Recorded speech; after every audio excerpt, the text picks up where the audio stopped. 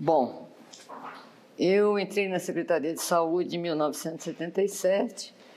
Eu fui uma das primeiras a ser chamada pelo Toninho, que me ofereceu para trabalhar em Aparecidinha. Minha formação é eu sou pediatra, tenho residência de pediatria pela Unicamp, eu fiz o curso de medicina na Unicamp. Mas tem um antecedente que me faz muita ligação com a saúde pública.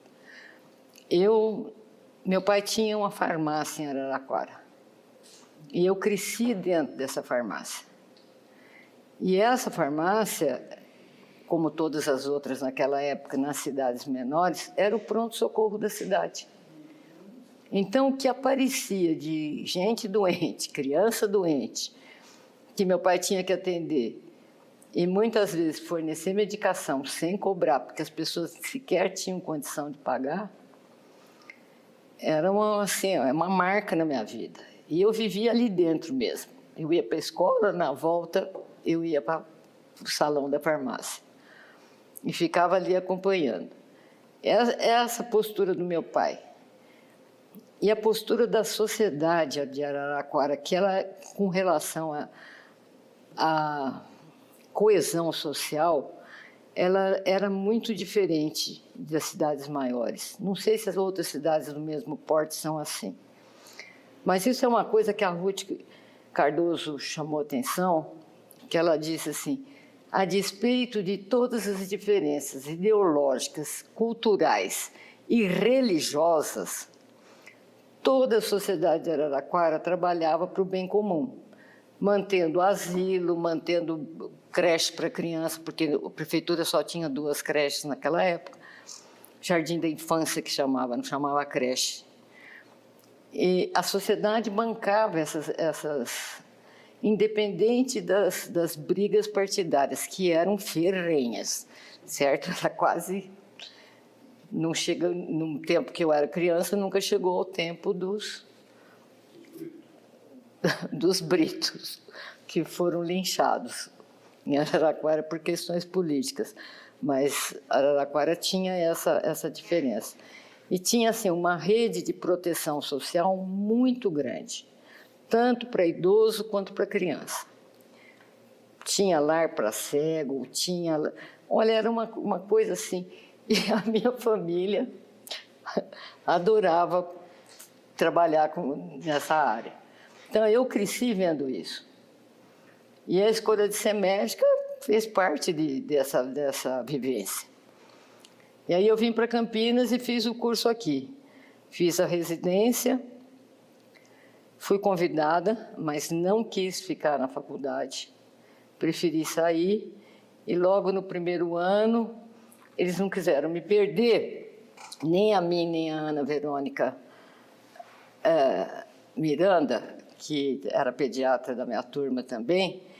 Eles não quiseram nos perder, porque eles queriam que a gente continuasse fazendo carreira docente. Eles nos levaram para 2 centros de saúde. A Verônica foi para o Barão Geraldo e eu fui para o posto do Curadars, que eram 2 postos do Estado, para acompanhar alunos de 5º ano. Nós ficamos 1 ano nessa tarefa. E eu me lembro depois, muitos anos depois, quando houve uma pressão do Pinote para que todos os centros de saúde passassem a receber alunos na Unicamp, que eu fui defender o contrário num encontro de docentes no Paulistão da Faculdade de Medicina, que eu disse isso. Eu falei: vocês entregaram para nós 2. Todos os alunos que tiveram que passar conosco, nunca ninguém perguntou o que nós fazíamos com eles. Nunca ninguém perguntou se eles iam, como é que era a frequência. Porque vocês realmente eram assim: vai lá e fica lá. E o que ele vai fazer? Me atrapalhava. Trabalhava numa casa com 2 consultórios, uma sala de espera e uma sala para fazer vacina e curativo. E esses alunos se entupiam, certo? E aí, para ele fazer uma consulta, eu tinha que sair do consultório e deixar para ele o consultório. Aí eu tinha que voltar, rediscutir todo o caso, tirar toda a história de novo. Ou seja, não dava nem para eu cumprir a minha tabela, porque ninguém se preocupava com os alunos. Então, nós ficamos um ano só nessa vida, eu e Verônica, e pedimos demissão. E a demissão veio, na sequência da demissão, veio o chamado do Toninho para ir para a prefeitura. E aí eu já nem estava pensando mais, centro de saúde, jamais. Daqui a pouco vira outra encrenca. Aí ele falou assim, não, é um projeto novo, nós vamos fazer assim, assado, tal, não sei o quê, papapá, e você vai trabalhar junto com o Ayrton. O Ayrton já era docente, tinha iniciado carreira docente no departamento de ginecologia e obstetrícia da Unicamp. Eu falei, bom, se o Ayrton vai, aí vai ficar, é um colega que eu conheço, porque os que trabalhavam no Coradares era muitíssimo complicado trabalhar com eles. Aí eu fui para Aparecidinha, montamos o esquema de o que nós íamos fazer, que não era uma coisa assim diferenciada do ponto de vista do que se fazia na época. Tinha atendimento à mulher, atendimento de ginecologia e obstetrícia, atendimento de adulto e atendimento de criança. Eram as 3 coisas que o posto oferecia. Mas dentro da perspectiva de que nós dois, tanto eu quanto o Ayrton, a gente gostava de ser médico na periferia. Então, a gente gostava de atender aquelas pessoas, gostava de fazer uma medicina integral para elas. Embora isso não tivesse no meu currículo, e eu não aprendi nada dessas coisas nas minhas passagens pela preventiva na Unicamp. Quando eu passei, era uma coisa muito incipiente, estava se formando o Departamento de Medicina Social e Preventiva. Então, nós ali nos demos muito bem e já começamos a ter uma aceitação por parte da população muito grande. Isso é importante que se diga, porque a Aparecidinha era um feudo de uma família que praticamente fundadora do distrito. Eles eram extremamente possessivos com tudo que acontecia lá, e a primeira tendência foi mandar no centro de saúde. E mandar assim, não, eu venho aqui, a senhora não pode fazer isso aqui, não, nós vamos mudar. Em vez de ficar aqui, vai ficar lá em cima. Eu falei, não, que quem resolve somos nós. A decisão é coletiva e o senhor não vai mandar. Outra tentativa foi botar um guarda. Quando começou a aumentar, porque eles apostavam que não haveria demanda pelo antecedente do médico anterior que passava uma vez por semana. Quando nós nos vimos sem demanda logo nos primeiros meses, nós resolvemos, vamos atacar na escola. Vamos fazer um programa de saúde escolar. As crianças vêm com o pai e a mãe, ou a mãe, e a gente oferece o serviço do posto. E começamos a conversar com os professores de primeiro ano da escola Marcelino Velez. E aí o povo começou a vir, porque começou a conhecer, sabia o que tinha, tinha ginecologia, trata hipertensão, não sei o quê. Começou a aumentar muito a demanda. Ele começou a ficar muito preocupado e resolveu botar um policial militar na porta do posto. Eu falei, o senhor tem 2 minutos para tirar esse homem daqui, porque senão nós todos vamos embora direto para a secretaria. O senhor tira esse homem daqui. Era um sargento da PM. Na época, não sei se ele era sargento, na época ele era o PM, que ele quis pôr lá, o cara morava na Aparecidinha e era lotado na Aparecidinha. Esse homem me perturbou por anos, certo, esse soldado.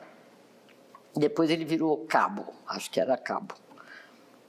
Ele era em plena ditadura. E eu dizia assim, não quero polícia aqui não, o senhor pode pôr a polícia em outro lugar.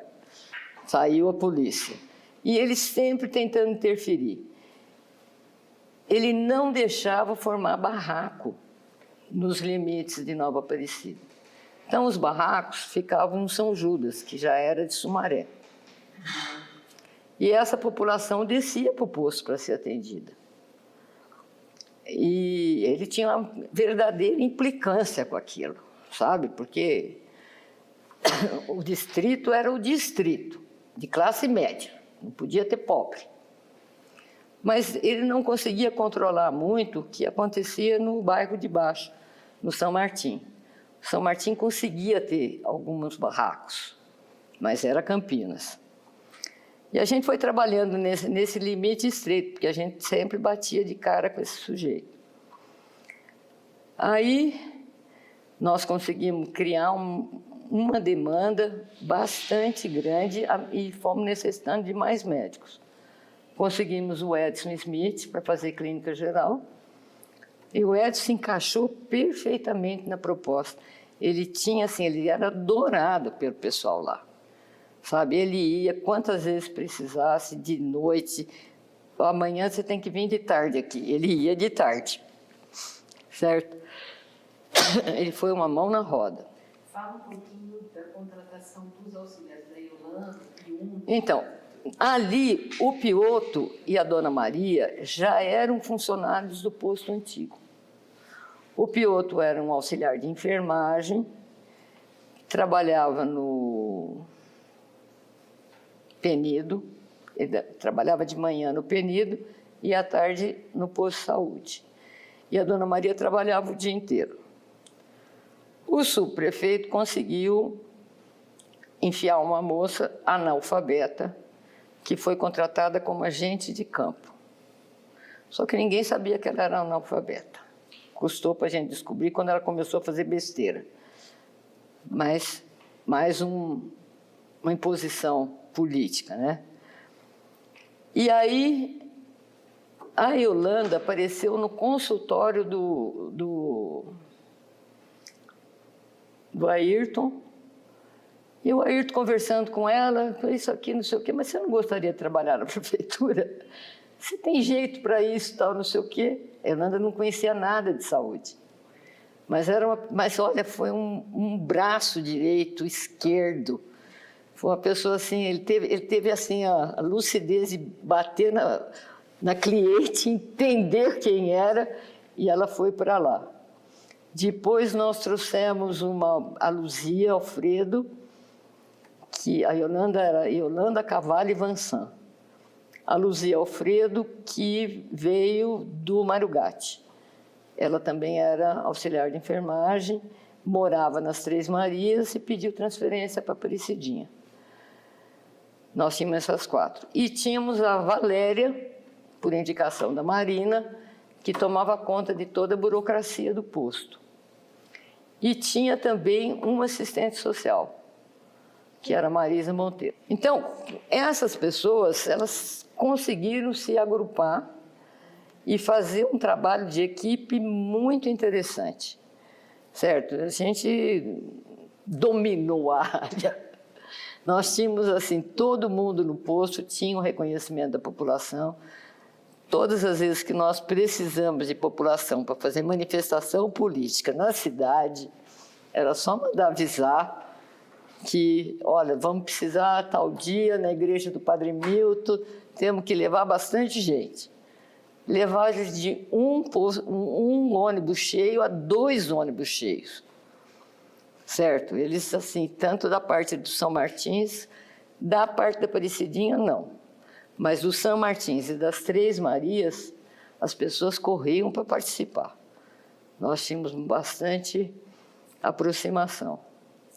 Mas eram algumas coisas muito engraçadas, porque tinham duas instituições católicas de órfãos. Uma profundamente, como que fala? Ligada no passado, com práticas de dominação das crianças, de tudo, assim, uma coisa terrível. E a outra, da irmã Ruth, que era do lado de Sumaré, muito mais moderna, muito mais participativa, muito mais fácil de trabalhar. E nós começamos a trabalhar com essas crianças e com o pessoal da favelinha de Sumaré. E aí tem até uma coisa engraçada. Um dia me chama, vem que o doutor Sebastião quer falar com você, é urgente. Lá fui eu. Aí ele virou e disse assim, eu quero saber o que a perua que leva vocês, porque tinha, como era longe, e a maioria das pessoas trabalhavam na cidade, tinha uma perua que levava, que era o seu Messias, o motorista. Ele pegava eu não, porque eu ia com o meu carro. Ele pegava a Marisa, a Valéria, o Pioto e mais alguém no caminho, que eu não lembro quem, e levava para Aparecidinha. E no final da tarde ele ia buscar. Aí eu cheguei lá, Sebastião, quero saber o que a perua de vocês estava fazendo no SEASA, na hora do expediente. Eu, assim, na minha ingenuidade, eu falei, foi mesmo, Sebastião. É que a gente trabalha com a favela e nós estamos fazendo com eles uma compra coletiva na SEASA. Então, eles dão dinheiro, a Marisa pega 2 das pessoas da favelinha e vai para o SEASA comprar mantimentos, que sai muito mais barato e eles conseguem comer melhor. O Sebastião parou e ficou olhando para mim. Ele falou assim, veio uma denúncia para o prefeito, lembra disso? Perdemos a perua. Não deu para explicar o caso, certo? Perdemos a perua, perdeu a feirinha dos favelados, acabou tudo. Então tinha assim, umas dificuldades que eram uma coisa muito surpreendentes. Na hora que acontecia, tirava a gente do eixo, porque a gente, que beleza, a coisa está andando, tal, não sei o quê, pá. E sempre coincidia com as saídas de licença do Chico, porque o Chico não apertava a gente, nunca apertou. Nunca tivemos problema quando o Chico estava no exercício. Os problemas vinham quando o Magalhães assumia. Então, o nível central, na verdade, eu comecei a colaborar bastante com o nível central, porque faltava tudo. A Marina acabou de falar sobre as dificuldades administrativas. Então, faltava tudo, não tinha uma programação, não tinha padronização de conduta, não tinha uma lista de medicamentos oficial, que nós vamos fornecer isso. Então, tinha vários problemas que tinham que ser tratados. E isso, então, passou a ser tratado na reunião dos representantes de unidades. E dali saíam comissões que iam preparar os documentos, a base de funcionamento, tentando incorporar os objetivos políticos que tínhamos. Nós não tínhamos só objetivos assim de prestar uma assistência de saúde e acabou. Na verdade, a gente tinha um sistema que a gente procurava conscientizar as pessoas. Eu me lembro, assim, uma vez, isso mais para frente, quando a inflação acelerou, que o salário mínimo era reajustado uma vez por ano. Aí passou a ser reajustado 2 vezes por ano. E depois passou a ser reajustado 3 ou 4 vezes por ano. Não sei se era de 3 em 3 ou de 4 em 4 meses. E isso, a inflação era uma coisa poderosíssima para dificultar a vida das pessoas. A gente ia discutir isso, discutia a questão da carestia, como a gente falava, né? Vamos discutir a carestia. E para chamar a atenção da população para coisas mais amplas do que simplesmente consultas de saúde e algumas medidas preventivas, nós começamos a fazer com os alunos, e mais particularmente isso nós fizemos depois que nós fomos para Padre Anchieta, porque aí eram 4 escolas no pedaço. Nós examinávamos todas as crianças de 1º ano, pedíamos exame de fezes. E os exames, o resultado eram entregues em reunião de pais, à noite, durante a semana. Então, agora nós vamos começar a abordar os pais dessas crianças. Então, era uma oportunidade de ouro para a gente falar das dificuldades de saneamento, contaminação, parasita, custo de vida. Nós fazíamos esse trabalho uma vez por semana à noite. Todo o 1º semestre, a gente examinava todas as crianças de 1º ano. E a ideia, na continuidade desse projeto, que acabou não acontecendo, era que nós faríamos no 1º, no 3º e no 5º ano.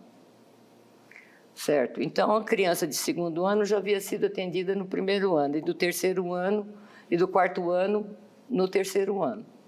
Nós teríamos todas as crianças. E era muito interessante, porque os problemas familiares foram bastante abordados, particularmente o alcoolismo dos pais. Aí nós tivemos que fazer um atendimento específico para os alcoólatras, que não chegou a deslanchar também. Foi muito bem planejado, mas não saiu. Porque era aquele período, 81, 82, que a coisa foi ficando politicamente inadministrável na Secretaria de Saúde. E aí nós tivemos que ir até que finalmente, em 82, eu fui retirada da unidade. Houve um problema na unidade com os funcionários, porque duas pessoas que foram para lá, um pouco por baixeza, né? Eles não aceitavam ser coordenados por uma mulher. Isso era uma coisa real mesmo. E a outra eram diferenças políticas, de abordagem. A nossa abordagem nunca foi agressiva na questão política, nem de fazer cabeça, nem de levar a discussão com os clientes, com os pacientes, de uma forma mais agressiva, impondo posições. A gente convidava, a gente explicava, a gente discutia, trocava ideia, mas nada de imposição. Então, a coisa foi mudando de figura, criou-se um problema dentro da unidade, já não era, o secretário era o Nelson, o prefeito era o Magalhães Teixeira, ele tinha perdido a eleição em Aparecidinha, perdeu a eleição assim, ficou na rabeira, Magalhães perdeu. O Sebastião ganhou em primeiro lugar. E uma coisa muito desagradável, porque a apuração em Campinas começava pela seção de Aparecidinha, não era nem da periferia, pela seção de Aparecidinha, que era acho que 279, zona, né? Pela zona eleitoral de Aparecidinha, que era a segunda. Naquela época, Campinas tinha 33 e essa. Começava por lá, porque era pequenininho, resolvia. E o Magalhães estava com tudo pronto para o grande churrasco da vitória. E foi passando, o Sebastião na frente. Segunda encrenca com o Magalhães, certo? E a coisa acabou ficando muito feia mesmo, e foi preparado uma espécie de cilada, e eu fiquei firme, o Edson ficou firme, o Ayrton já tinha saído, aí eles tiraram a mim, a Yolanda foi para o Capivari, a Luzia foi para a Aurélia, o Edson, quando eles falaram, nós vamos transferir você, o Edson falou, não precisa, estou pedindo demissão. Ele se demitiu, foi trabalhar em Jundiaí. O Nelson, depois, um dia, me contou a história que foi assim, bem... Nós começamos, a demanda era muito pequena. Praticamente, eu tinha 3 anos, tinha 1 ano que eu tinha terminado a residência. Certo? Nós começamos muito jovens naquele trabalho, mas começamos com uma demanda pequena. Então, foi um ajuste entre nós e a clientela, que foi crescendo e a gente foi aprendendo. Então, e a gente conhecia todo mundo. Então, a gente tinha assim, uma capacidade de atendimento. Eu fazia 20 consultas em 4 horas, certo? Fazia 4 consultas novas, e mais 16, sendo 12 retornos dos programas. Então, a equipe do posto e a população se conheceu e se ajustou de uma maneira assim, muito harmônica. Nós dávamos conta, todos nós fazíamos muito mais consultas do que esperavam, fazíamos consulta de corredor, um monte de consulta de corredor, mandava voltar no dia seguinte, era uma coisa assim, muito fácil de fazer.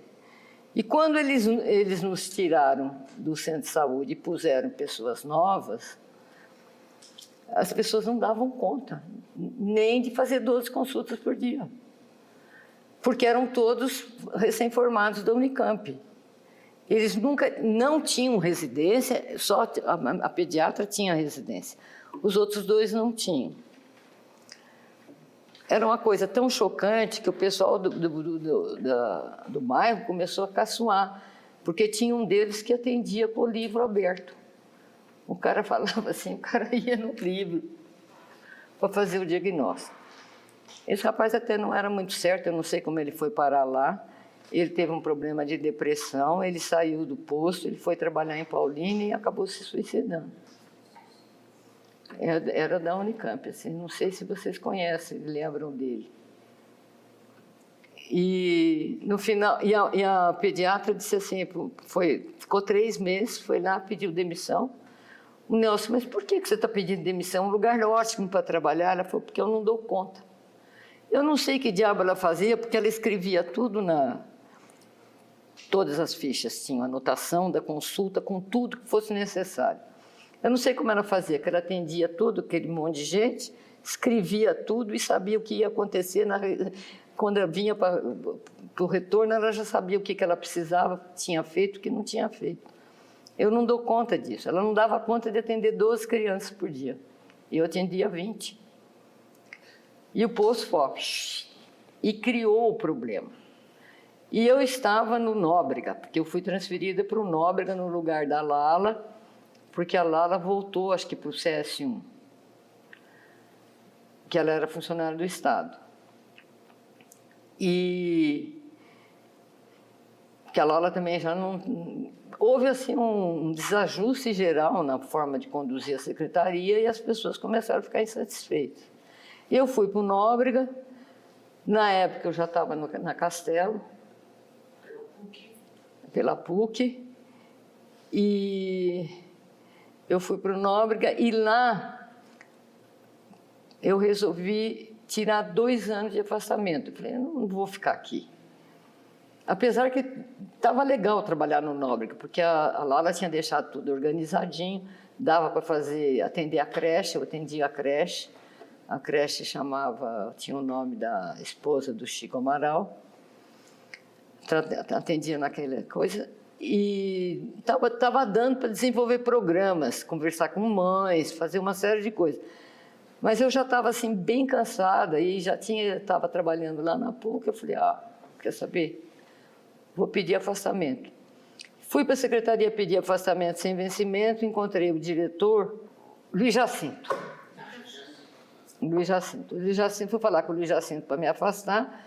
Ele disse para mim, não, você vai fazer nós precisamos fazer uma campanha de sarampo, de vacinação de sarampo, você faz a campanha e depois você se afasta. Aí eu fiz a campanha com a Marisa Meirelles, que era enfermeira. A Cristina Restituti ajudou muito, porque nós falamos, vamos fazer centrado nas escolas, porque era para vacinar de 5 a 14 anos. Então, falamos, vamos pegar toda essa criançada na escola. Aí, junto com a Cristina, nós mapeamos a cidade inteira, um monte de mapa que a gente trabalhava, com os mapas das escolas, e estabelecemos uma forma de vacinar com equipes que saíam da universidade. Centralizamos na Santa Casa, porque a patologia já tinha sido desocupada pela Unicamp. Centralizamos ali, os funcionários vinham, saíam em grupo de 3 ou 4, iam para a escola, 2 preparavam a vacina, 2 aplicavam. Não, 2 preparavam a vacina, 1 aplicava e 1 anotava. Então, era assim, punha as crianças em fila, com esse pititico, tudo, ia lá, pá. Quando chegou na quinta-feira, o Estado pediu uma reunião. Detalhe, o Estado fazia um movimento contra campanhas de vacinação. Nós também quase que meio que embarcamos nessa um tempo. E eles não queriam fazer campanha. E eles estavam em greve e não tinham vacinado ninguém. E o combinado com a Márcia Amaral, que era a diretora, que eu tinha combinado com ela, era que nós ficávamos com as escolas do centro e dos bairros, e o Estado ficaria com Souza, Joaquim Egídio, Barão Geraldo, as fazendas e as escolas e os berçários e creches particulares, porque tinha uma enfermeira lá que era meio obsessiva, ela tinha todas essas escolinhas listadas contra sarampo. E eles não fizeram, não vacinaram ninguém. E aí teve essa reunião, sexta-feira de manhã, estou lá sentada e começa aquela falação do pessoal do Estado, porque pé, que a mulher de cabelo branco, fotógrafa, como chamava aqui, Odila.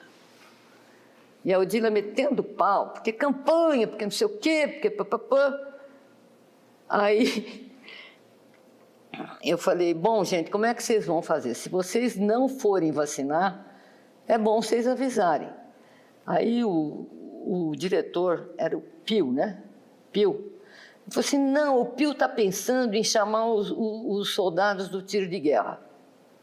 Eu falei, ó, nem morto, soldado vacina cachorro, criança não vacina. Se vocês não vacinarem, a prefeitura vai vacinar. Eu saio daqui e vou lá combinar como é que nós vamos fazer isso. Vocês não vão vacinar. Aí ela olhou para mim assim, a Odília disse assim, mas quanto é que vocês já vacinaram? Eu falei, 100. Ela fez assim, 100.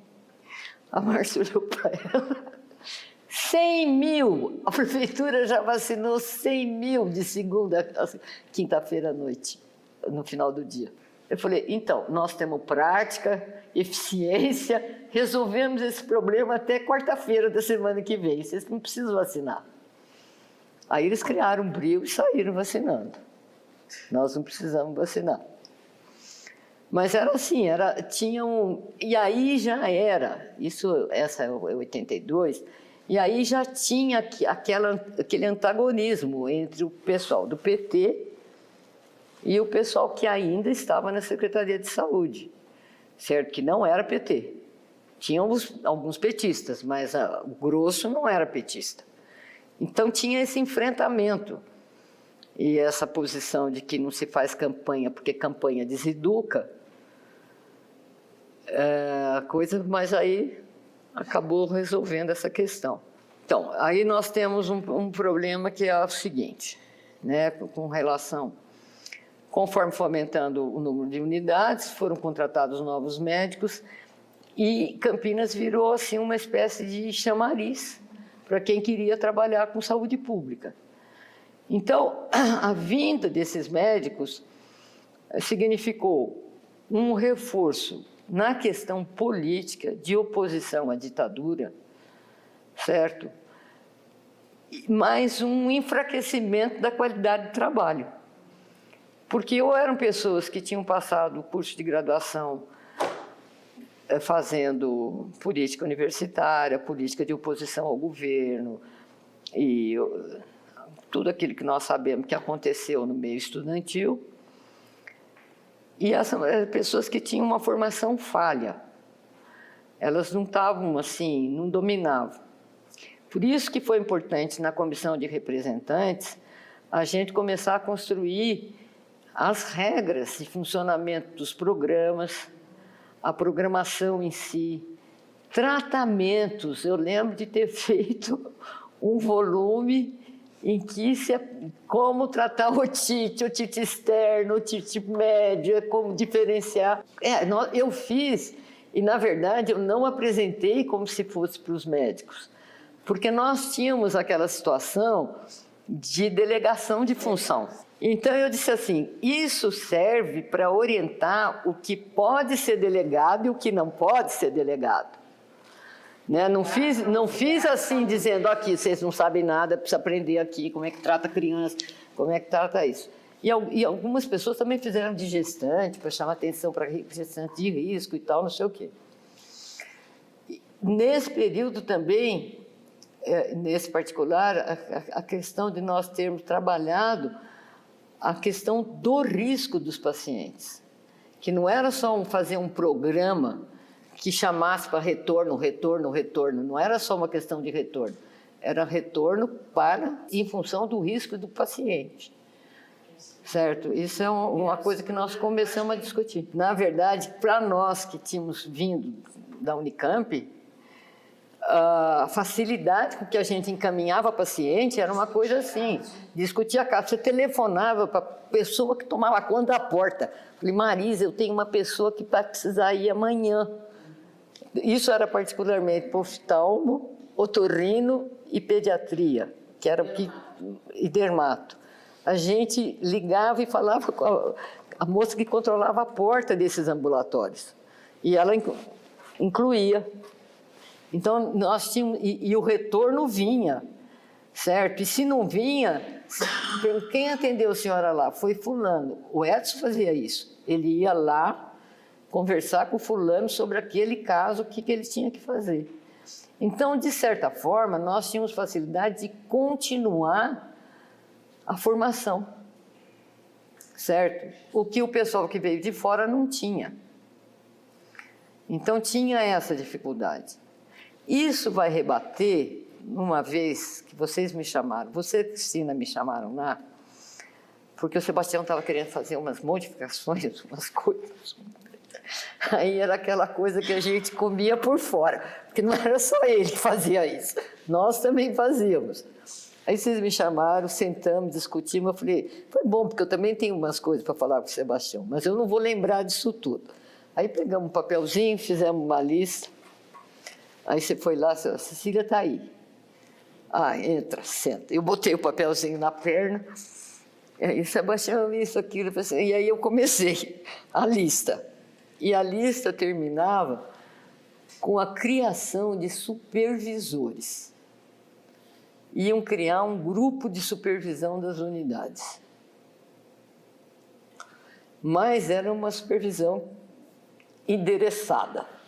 Era para algumas pessoas, muito mais uma supervisão que possibilitaria essas pessoas andarem pela rede. No meu ponto de vista, eu vou ser clara, porque era inevitável isso, era uma questão política. Era porque a eleição vinha se aproximando e ia se criar esse... E isso, todo mundo tinha ficado apavorado com isso, porque vai que tem uma denúncia e vira um inferno. E como fazer para o Sebastião desistir?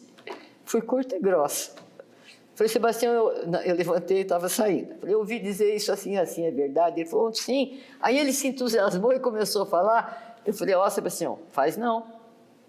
Eu vou começar pelo mais difícil. Se puser o Chico para ser meu supervisor, ele sai de lá correndo. Eu falei, tem duas coisas. Ou supervisor técnico, ou é um supervisor burocrático. Você não inventa isso não, porque isso aí não vai dar certo. Ele parou e ficou pensando. Eu saí e falei para ele, ó, eu dei o recado, agora vocês trabalhem em cima. Porque não era mesmo, era uma coisa que ia ficar... A gente até sabia quem ia virar, certo? Virava o Chico, Percy, gente que não gostava de trabalhar, porque, convenhamos, o Chico era ótimo para um monte de coisa que ele fazia. Era uma liderança. Agora, como médico, não servia, certo? A mulher dele, sim, ela era muito boa, ela era uma clínica muito boa. A Helena tinha outra cabeça. Eu não sei se formaram na mesma escola, eu não tenho ideia. Mas a Helena era muito boa no que ela fazia, mas o Chico era bem ruinzinho. Então, como a Marina contou, não existia nada na secretaria que fornecesse dados para a gente poder trabalhar em cima. Né? Ninguém sabia para que lado cada posto ia, como fazia, como não fazia. Então, a gente começou com uma ficha pequena. E aí, quando a Rita Graziano foi contratada, ela propôs a ficha de furinho. E aí foi possível definir, porque a ficha de furinho foi montada em cima das tarefas e obrigações que cada profissional tinha. Então, era possível medir quantidade de consultas de enfermagem, curativos, vacinas, injeções, tudo isso tinham consultas de retorno, consultas de emergência, ou seja, um perfil do funcionamento de cada unidade. dava para a gente saber qual era o movimento de cada unidade e cruzar isso com o consumo de medicamento. Porque a outra dificuldade era como proporcionar um aporte de medicamentos que desse conta das necessidades da unidade. Que isso era muito difícil, porque sempre houve, eu acho que continua havendo, porque isso é uma coisa mais ou menos eterna, a superestimar as necessidades. E eu lembro do dia que a Marina descobriu que a Marina estava distribuindo medicamento, ela chegou para mim e disse assim, eu vou mandar isso assim, assim, isso assim, assim, isso assim, assim. Eu falei, manda não, eu tenho. Eu falei, como você tem? Eu tenho. Não precisa mandar. Mas como você tem? Eu falei assim, porque quando a gente pede 20% a mais, certo? A gente pede 20% a mais, porque se você cortar, não vai cortar tanto. E a gente vai acumulando. E eu tenho tudo isso. Eu sei que você está apertada, não me mande. Ela me deu a lista, eu falei, não me manda porque eu tenho. Mas a Marina ficou tão furiosa. Então, vocês estão me enganando? Eu falei, é assim que faz em todo lugar. No Estado é assim, na Unicamp é assim, todos os lugares são assim. Sempre se pede a mais. Mas muito, era assim, eu acho que a importância da reunião de representantes é que essas coisas eram discutidas lá. Compra, não compra, compra aquilo, inclui aquilo, não tira, não, isso não precisa. O Estado nos entupia de coisas que nós não necessitávamos. Eu lembro de uma reunião, eu estava com a perna quebrada, lembra? Eles foram me buscar porque era uma reunião com o Walter Lezer. Lá fui eu para a reunião com a perna engessada. Para ver se vocês falavam assim. Eu falava assim para ele, nós não queremos esses medicamentos que vocês estão mandando. Era medicamento para varizes. Era uma coisa assim, a gente quer trocar por AS, Novalgina. Ele olhava para mim e falava assim, como assim? Eu falei, o senhor sabe, o nosso sistema é um pouco diferente, a gente não usa medicação para satisfazer paciente. Eu falei assim, a única coisa de satisfação que a gente dá é assim, criança está com febre, não tem foco, a gente não viu, a gente manda voltar no dia seguinte, mas a gente dá um AS para controlar a febre. Nós precisamos disso. Nós precisamos de coisa para dar pomada para lesão de pele. Benzetacil. O cara ficou olhando, o Lezer, o cara ficou olhando para mim.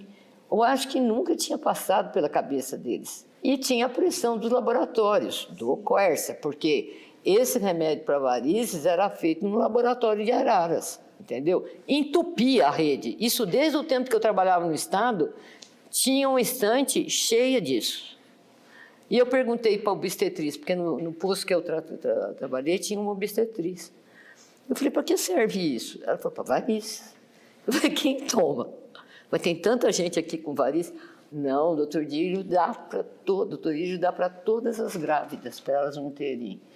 Tinha que dar saída para aquilo. Entende? Aí eu já entreguei para o Lezer. Mas era uma coisa difícil. Essas padronizações precisavam ter sido feitas. Certo? E, pois é, foi uma coisa que foi difícil, porque essa coisa de que médico tem direito a receitar o que quer, quando quer, do jeito que quer, é um inferno. Tem que mudar o comportamento. E tinha a questão dos exames de laboratório, porque esse era o outro gargalo. O único laboratório que tinha era o laboratório do Adolfo Lutz. E você imagina um laboratório que atendia 3 ou 4 postos na cidade, de repente vai para 5, 7, 8, 15, 20, uma demanda absurda, certo? Essa era outra dificuldade. Mas essas coisas eram discutidas na comissão de representantes.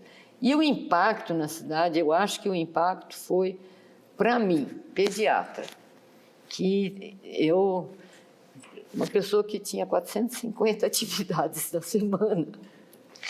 Eu tinha consultório, eu internava, eu dava plantão no Coração de Jesus, dava plantão na maternidade, trabalhava no centro de saúde e participava de todas as reuniões da Secretaria de Saúde. Tem uma medida nesse questionário que vocês conseguiram recuperar, em que está lá que eu trabalhava 80 horas por semana.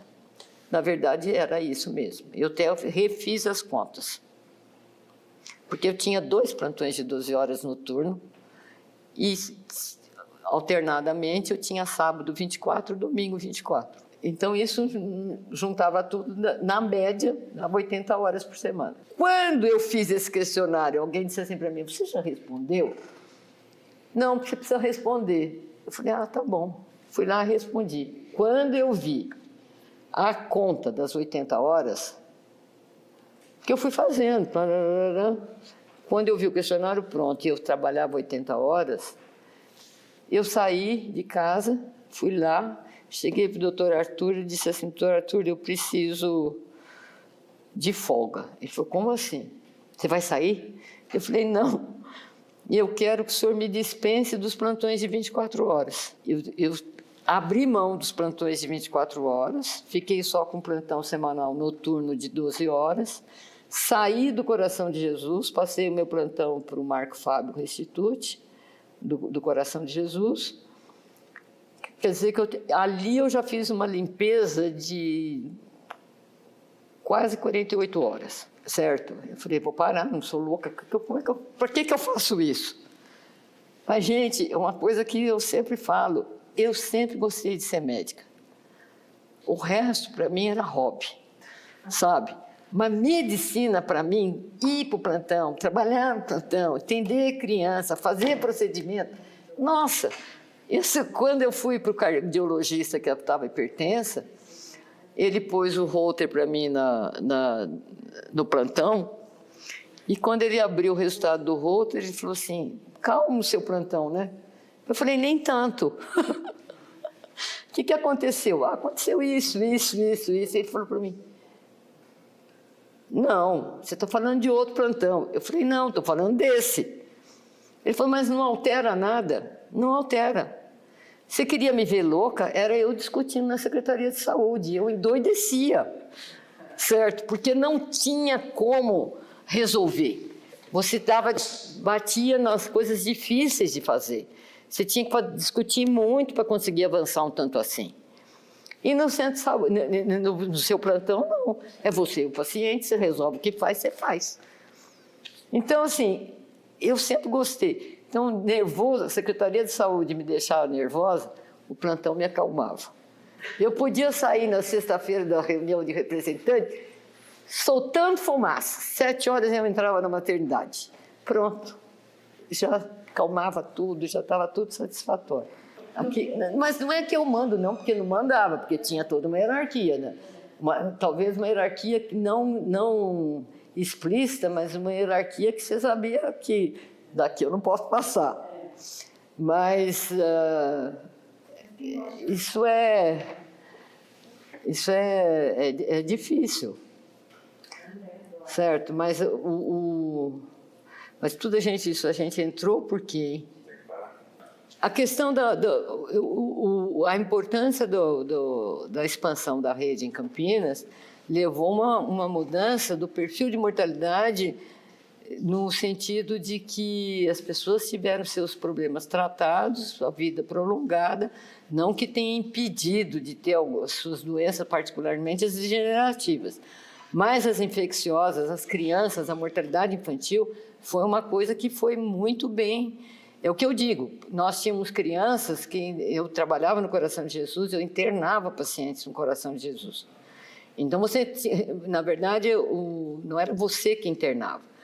A criança chegava encaminhada ou pelo centro de saúde ou pelo INAPS, ambulatório de pediatria, e era internada, tinha uma lista dos pediatras e que cada criança chegava e ia para o próximo. Aí, às vezes, eu chegava, tinha 3 ou 4 crianças absolutamente desnutridas, desidratadas, e que realmente, se não acabasse morrendo, porque eu estava com pneumonia, eu estava realmente muito deteriorado, o estado físico da criança, se não morresse daquela vez, ia morrer da próxima, sabe? Porque era uma coisa muito difícil. E os centros de saúde começaram a tratar isso a partir do aleitamento materno, da distribuição de leite. Quem distribuiu leite com responsabilidade evitou muita mortalidade infantil. Quem distribuiu o leite, como dizia, tinha 1% de saúde, que punha a criança na balança, a mãe ganhava uma lata, que isso eu ouvi de um coordenador. Não, no meu posto não é assim. A hora que ela pesa, ela já ganha uma lata. Eu falei, não, no meu posto é diferente. No meu posto, leite é para tratar desnutrido. Leite não é para dar para quem está mamando no peito, quem está ganhando peso, quem está desenvolvendo. No meu posto, ganha leite quem precisa entrar em recuperação nutricional. Graças a Deus tiraram isso, porque isso era um inferno.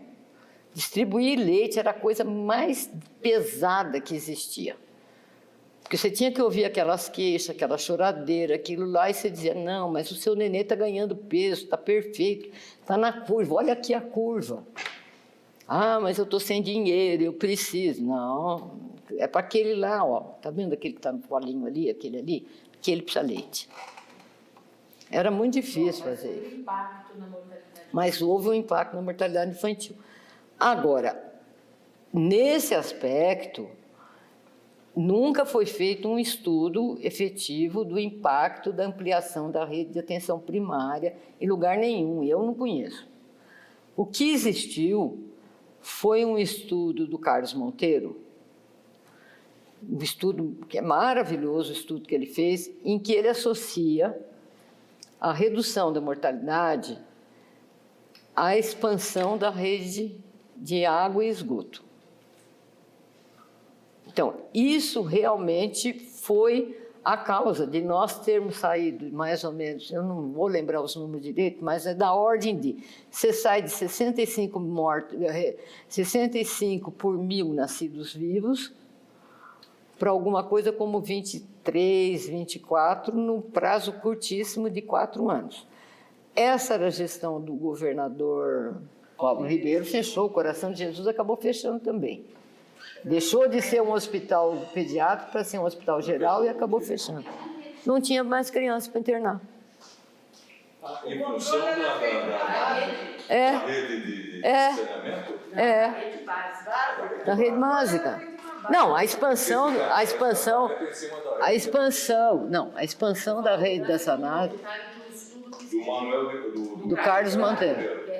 Não, é real. Ele fez no estado inteiro. Ele fez no estado, tá? Mas esse é o fulcro da questão. Se não tivesse feito isso, podia botar quanto centro de saúde você quisesse. Você não mudava o comportamento da população em relação à higiene, à água e dejetos, entendeu? O problema é que nunca se fez exatamente quanto que Mas o que aconteceu é que, a partir do momento que você tinha o acesso para tratar a criança com diarreia, ou seja, que ia no centro de saúde, recebia soro, recebia atenção, recebia dieta, recebia uma série de coisas, você sobrevivia. Não desnutria. Não desnutria. Certo? Eu falo isso porque eu tinha as duas pontas. Eu tinha a ponta do centro de saúde e a ponta da internação. Tá? Isso é real. Isso foi uma coisa maravilhosa, certo? E quando o Magalhães assumiu, eu pedi 2 anos de afastamento, depois da campanha do sarampo em 82. Eu acho que foi 82, 81, 82. A eleição foi em 82, ou ele tomou posse em 82? Porque o Mocarzel ficou, acho que uns 8 meses. Então, essa minha saída da Aparecidinha foi no comecinho de 82. Aí eu continuei na maternidade, no Coração de Jesus, estava na PUC, dando aula de manhã cedo. Comecei no posto do... Não. Da Maria Alice, da Cristina. Não, o outro, lá embaixo, na rua, como é que chamava o marido da Simone? O Sartre, na rua Sartre. Não era o Perseu. Ficava na rua Sartre. Sabe aquele senhor que falava Guimarães Rosa, falava como a fala do Guimarães Rosa, que uma vez falou? Não. Numa reunião da prefeitura apareceu um senhor que falava como o Meneiro do Guimarães Terra. do Guimarães Rosa. Era naquele ali, tinha o Morro dos Macacos ali. Não, Morro dos Macacos. Morro dos Macacos era o Campos Elíseos. Campos Elíseos, não, era o novo Campos Elíseos. Não, o Campos Elíseos, que depois virou o Balão do Laranja, que agrupou. Ele era o maior aqui. Era lá embaixo o meu. Isso, exatamente. Lá, eu comecei ali na PUC, tinha a Cristina e acho que a Maria Alice. Um ano, aí com os alunos, foi o melhor grupo da PUC que eu trabalhei, de alunos. Tinha a mulher do Quercia. Excelentes alunos, eu não estou falando bobagem, não. E eles eram dedicados. Nós íamos numa escola que ficava num buracão. Para vocês terem ideia como era a educação naquela época, esse ano aí, que eu não lembro qual é, deve ser 81 ou 82, as classes de primeiro ano eram A, B, C, D, E, F, G, H, I, J, L, M. 12 salas de primeiro ano. 12. Praticamente a escola só tinha 12 classes de primeiro ano. Tinha 2 de segundo ano e uma de terceiro. Cecília, vamos... E as crianças que estavam lá eram tudo de 12, 13, 14 anos. Depois da PUC, eu fui para a PUC, dando aula lá na PUC, aí isso foi 81, 82. Eu estava afastada da Secretaria de Saúde, e aí, em 85, eu fiquei afastada, então, 83 e 84. Em 85, apareceu a oportunidade de me inscrever para fazer o curso de doutorado de Economia do Setor Público no Instituto de Economia da Unicamp. Eu fiz residência em pediatria. Não, no 6º ano, a gente começa a ficar aflita se vai arranjar mercado de trabalho ou não. Aí apareceu um curso de saúde do trabalhador, dado pelo Ministério do Trabalho. Eu tenho carteirinha de médica do trabalho emitido pelo Ministério do Trabalho. Aí eu fiz especialização em medicina do trabalho. Aí eu entrei na residência. 2 anos de residência de pediatria. Isso foi que eu terminei em 74, 75. Em 76, eu trabalhei 1 ano no Estado. Em 77, eu fui para a prefeitura. Em 82, eu acho, eu fiz saúde pública. Foi 82? Acho que foi. Em 82, eu fiz o curso de saúde pública do departamento da Unicamp, de medicina preventiva e social da Unicamp. 82. Aí, em 85, apareceu essa chance. E nessa coisa é assim, porque a gente tem que lembrar da Cristina Apóstolo, porque a Cristina é que puxava a gente para essa questão teórica. Não, tem que fazer isso, tem que fazer aquilo, vamos estudar isso, vamos estudar aquilo, vamos escrever um trabalho assim, vamos fazer um negócio assim. E eu fiz algumas coisas com a Cristina. Eu levantei dados para ela da Unimed, ela para o trabalho da tese dela, eu sempre trabalhava. E a Cristina falou assim, vai ter um concurso no Instituto de Economia, que é o doutorado em política, doutorado em 2 em políticas públicas. A área de concentração, você pode escolher a área, tem área de concentração saúde, educação, trabalho, tinha várias áreas para você, conforme as especialidades dos docentes da Unicamp. Eu falei, se eu fosse você, eu ia. Eu falei, mas vamos fazer... Ela falou, tem uma prova. Eu falei, como é que eu vou fazer uma prova de economia? Aí ela falou assim, não. Tinha saído, ela falou assim, tem um livro tinha saído um livro, isso era pré-Fernando Henrique, pré-candidatura de Fernando Henrique, era uma coisa assim que aquele grupo que estava na redemocratização, esse cara fazia parte. Tinha um livro, ela falou assim, olha, eu vou te emprestar esse livro, você vê se você consegue ler, porque vai ter aqui algumas coisas mais interessantes. No fim, O que me ajudou a fazer a prova foi hábito de leitura de jornal. Porque eu lia tudo no jornal, inclusive o caderno de economia. E lia muito sobre salário, trabalho, sabe, vaga ociosa, falta de vaga de trabalho. Tudo isso eu lia. E a prova foi assim, a cada ano, 1 milhão de jovens atingem os 18 anos e estão à procura de trabalho. O que você tem a dizer sobre isso? Na verdade, não foi o livro do cara, foi ler jornal, sabe? Aí eu fiz a prova e eu fui aprovada. E é uma coisa que eu recomendo para todos os meus sobrinhos, eu pego no pé, já dei o jornal hoje. Tem que ler jornal. Jornal, imprensa, mídia,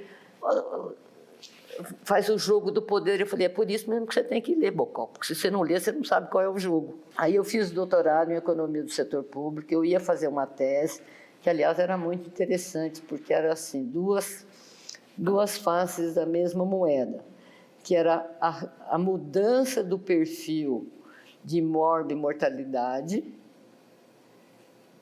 contra o perfil... o que era mesmo? As duas coisas que tinham caminhado juntos, que era que nós já estávamos eu terminei o curso em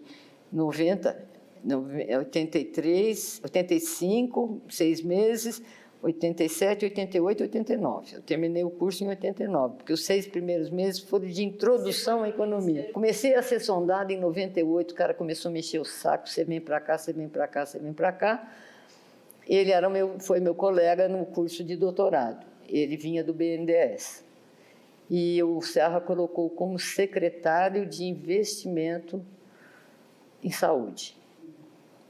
E o Serra, o investimento é muito interessante, porque não era questão só do investimento em dinheiro, era no que investir, certo? E no que investir no Ministério, veio uma proposta do Banco Interamericano de Desenvolvimento. Eu não sei bem como é que gestou essa proposta, mas quando eu cheguei ela já estava na mesa, que era a formação de auxiliares de enfermagem. O BID, o Banco Interamericano, daria 300 milhões de dólares e o governo brasileiro 300 milhões de dólares, sendo que esse dinheiro sairia uma parte do Tesouro, uma parte do Fundo de Garantia, porque o Serra, na Constituinte, ele pôs umas cláusulas sobre a utilização do Fundo de Garantia para a formação de pessoal. Então, tinha a possibilidade de usar uma parte do Fundo de Garantia, que seria reposta, né? Mas seria usado para financiar esse projeto, e a terceira parte era da parte brasileira, era do Ministério do Trabalho. Trabalhei 20 meses no Ministério para produzir um projeto de formação de auxiliares de enfermagem. Não, quando eu voltei, aí eu encerrei toda a minha atividade em saúde pública. Porque 20 meses para você fazer um projeto daquele tamanho, com todo aquele dinheiro, sabendo onde que ia pôr o dinheiro. Não, o projeto chamava Programa de Formação de Auxiliares de Enfermagem, PROFAI. Foi tão bem sucedido que deu origem a uma parte do dinheiro que sobrou, porque, diferentemente do que a burocracia e a politicagem pretendia, com os 600 milhões de dólares, não aconteceu, porque as regras que eu criei tornavam impossível desviar esse dinheiro. Sabe, eu fiz regra assim, a escola que vai dar não é a escola do sindicato de enfermagem.